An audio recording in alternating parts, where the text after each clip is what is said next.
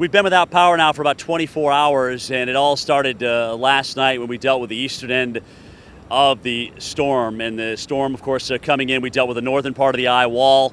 That racked us for a little while, and amazingly, about 3 o'clock in the morning, got into the eye itself. It was completely calm, almost eerily calm. There wasn't a palm tree leaf moving. You could hear the crickets.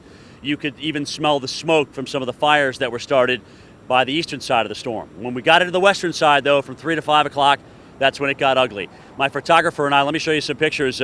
We're in a stairwell, very, very safe location to be at. Obviously, you're kind of surrounded by concrete there. But I'll tell you, when a chunk of the building that you're in breaks off and hits that stairwell casing, it almost feels and sounds like the whole thing is coming down.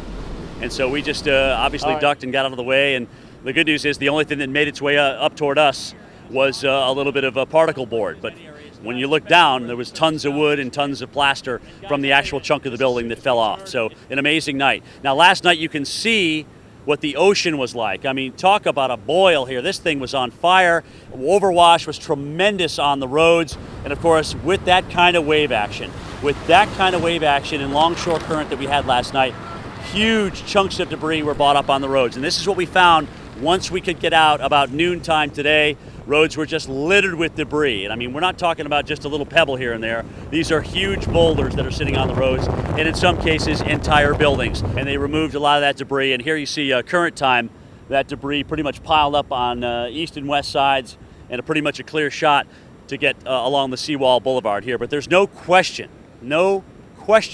that this seawall saved this area, all right, from a major blow. Even though from about the statue on westward, we did not get into the eastern side of the eye wall. That occurred in the bay, that occurred down toward Port Arthur, and that's where the worst damage from the water has been, the I-45 corridor as well.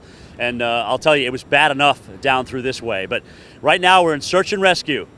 Some 1,000 personnel along with 50 aircraft undergoing major search and rescue all the way from Terrebonne Parish, Louisiana, down through Jefferson County, Texas, all the way here on the western end of Galveston Island, where many, many people decided to ride out the storm.